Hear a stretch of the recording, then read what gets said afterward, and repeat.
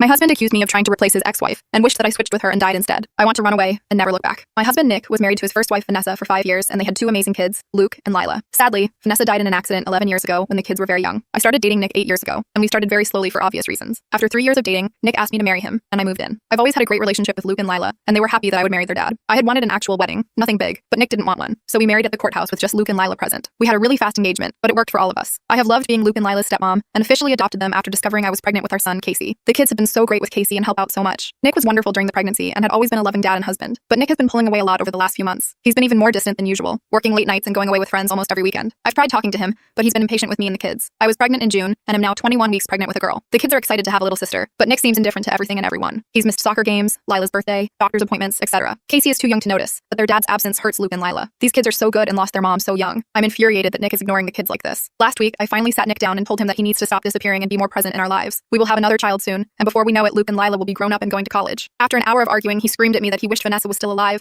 and that I had switched places with her and died instead. He also threw in some awful comments that I need to stop pretending I'm Luke and Lila's real mom and that I'm only half the mom Vanessa was. The final straw was him saying that he never even wanted any kids with me, but did it so I'd keep busy and leave him alone. I'm so beyond hurt right now. I know I'm just his second choice, but I've always tried to honor Vanessa and tell Luke and Lila how lucky they were to have her as their mom. I love all of our kids more than anything, and I'm just so heartbroken. Nick barely pays attention to Casey now and doesn't even acknowledge the pregnancy. He somewhat apologized this weekend and took all 3 kids to lunch, but he won't even look me in the eye. He seems to want to talk, but he doesn't say anything, and I'm too upset to even be near him. I'm not sure where to go from here. Honestly, I can't even be around Nick right now, and if there weren't any kids involved, I'd leave and never look back. Update. I gave Nick a letter, and I tried to explain how hurt I was by what he said, and I wasn't sure how he'd gotten to this place. I also tried to explain that I knew he was still in so much pain from Vanessa's death, and I would never try to replace her, even though I tried to be understanding of his grief and likely depression. I didn't sugarcoat how badly hurt I was by what he said to me. I know grief is extremely complex, but it doesn't excuse telling your pregnant wife you wished she was dead. It was a hard letter to write, but I tried to put forward some kind of resolution. If he meant what he said, then we'd divorce as amicably as possible for the kids. If he didn't mean it and was just lashing out, then we had to get couples counseling, and he needed to get back to individual therapy if he wanted to stay together. Nick took the letter and locked himself in the guest room to read it. He didn't come out until the next morning, but he told me he needed to go away for a while and think. So he packed a bag, told the kids he had a business trip, and left that afternoon. Honestly, I figured our marriage was done as soon as he left. Luke and Lila knew something was up, but I kept telling them their dad had a big project for work and would be back soon. They were both upset, so I set up some emergency sessions with their therapist, so they would have someone to talk with. Nick was gone for over a week. There were a few short phone calls to ask how I was and talk to the kids,